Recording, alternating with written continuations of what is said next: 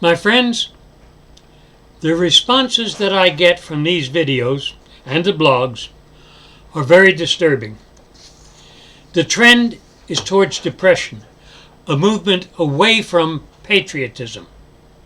It would seem that the general public doesn't know and doesn't care what is happening to our country. Yes, I know that there are patriots among us, and we are few compared to the many that have succumbed to ignorance and apathy. But as one of my great heroes, Teddy Roosevelt, once said, and I quote, "Do what you can with what you have where you are." And if that means speaking up, standing up, or rising up, then that's what we have to do if we want to save America.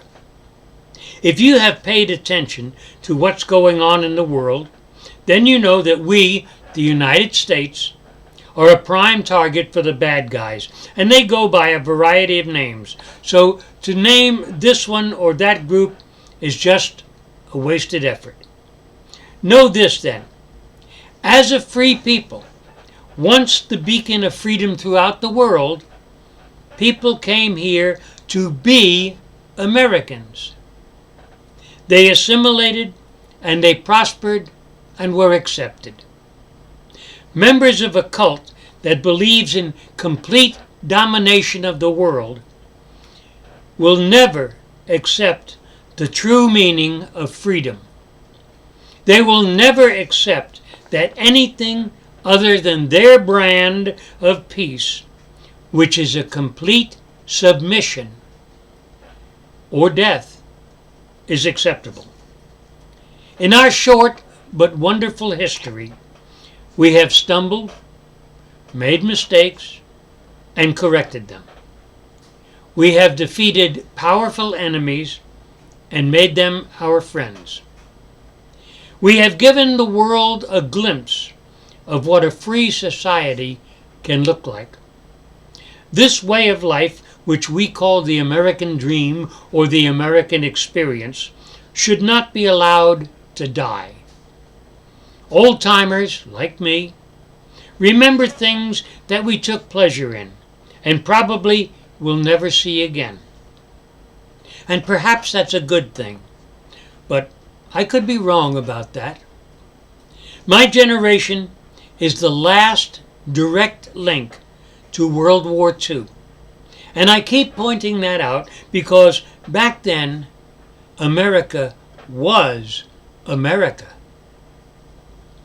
We are engaged in a great war once again, declared or not, and like those that came before it, it threatens the very existence of the United States.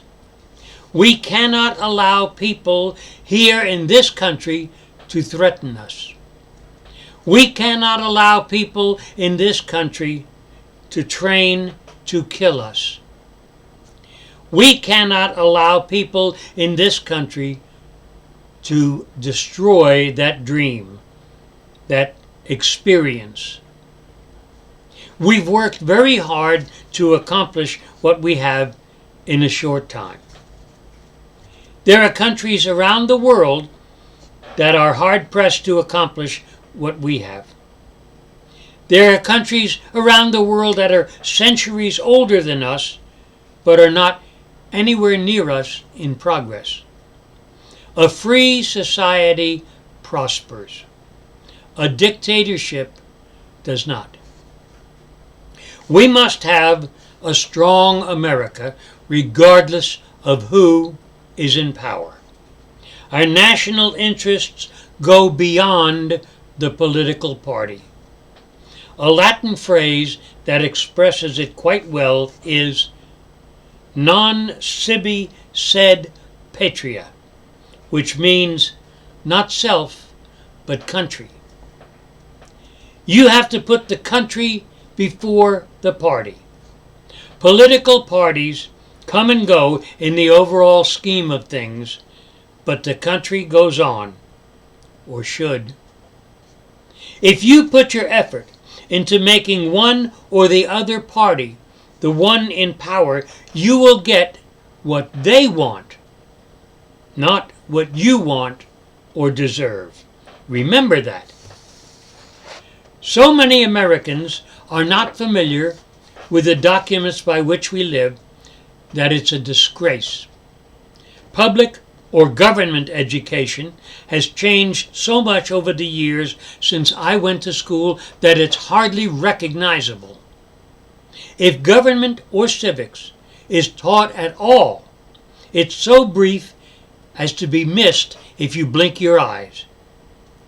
Elementary schools all the way up to high schools apparently don't think that understanding how our government works is important, if you judge by answers given to man-in-the-street interviews.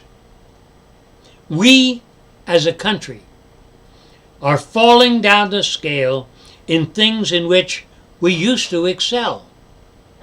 We are being dumbed down in a systematic fashion. For what?